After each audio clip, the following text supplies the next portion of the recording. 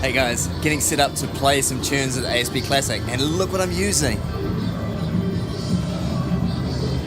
It's back, and I think it's gonna work.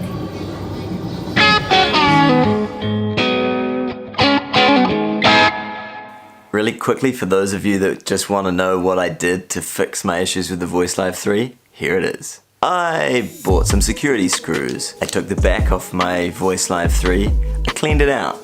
I took the foot pedals apart, sprayed them with electrical spray, left it for a while, they were filthy, and put them back together. I screwed the backplate back on the Voicelive 3, plugged it in, and hey!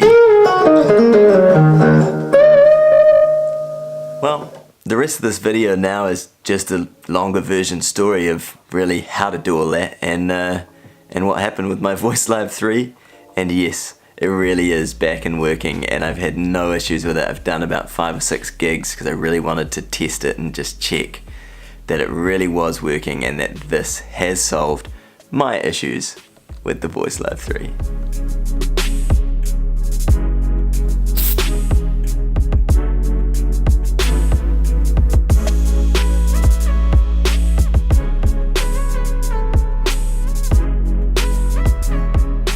I sent my Voicelive 3 away for a repair. It came back and it was exactly the same after paying $140 to repair it, where they basically told me that it was full of metal shavings and dirty, and these metal shavings were not from the unit. Perhaps you were playing in the metal workshop with a lot of wind and these metal shavings came into this sealed unit and filled them up. Okay. I'm not really sure what accent that was, and the repair guys didn't have an accent, but I thought it'd be fun. They were from excessive use, let's say excessive use, I play a lot, of pushing the buttons on the Voicelive 3, and over time those Voicelive 3 buttons, they do just touch the sides, and if you don't push them perfectly evenly, they do actually slowly wear away, which creates metal shavings, which conduct electricity or signal or current, and that ends up being in your unit and causing problems. So a little bit of advice before we start: it's probably a good idea, if you use your pedal a lot, to take it apart and give it a clean. Using this handy new little security screwdriver set that you've just got, you're going to take all the screws off the back of the Voicelive 3. Once you've undone these screws on the back, there's 8 around the outside, and then there's 1 larger screw in the middle there. This back plate will just simply separate and lift off. And there's the inside of the Voicelive 3. If you've got to this stage, there's a great video that I'm going to link on a card right here that was shown to me with regard to taking the SD card out. That can be the cause, it seems, of a lot of the white screen or blue screen death problems. But make sure you've got the power off. This is not connected to anything.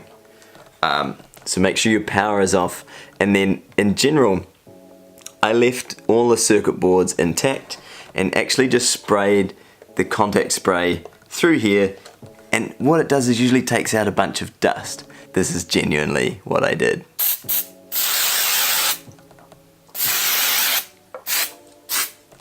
You're going to want to leave that to dry. It'll only take maybe 5 or 10 seconds, and it's just going to get rid of any excess dust and dirt and clean it out somewhat. So here's the part that really changed things for me. If you're just doing this, you don't need those security screws. You need electrical spray.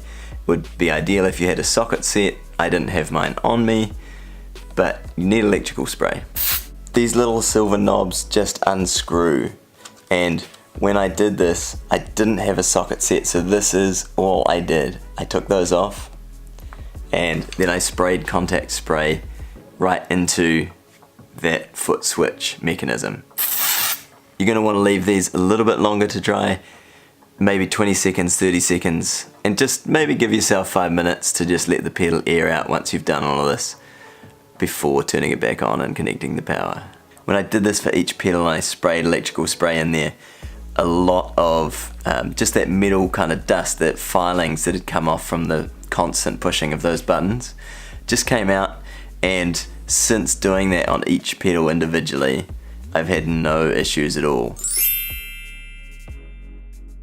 Lastly, please bear in mind, if you're going to attempt to repair your Voicelive 3 yourself, that I have no electrical background, this is not my forte, I simply have a determination to find a solution when I come up with a problem that even the repair guys at $140 that I gave them apparently couldn't solve. See you in the next video.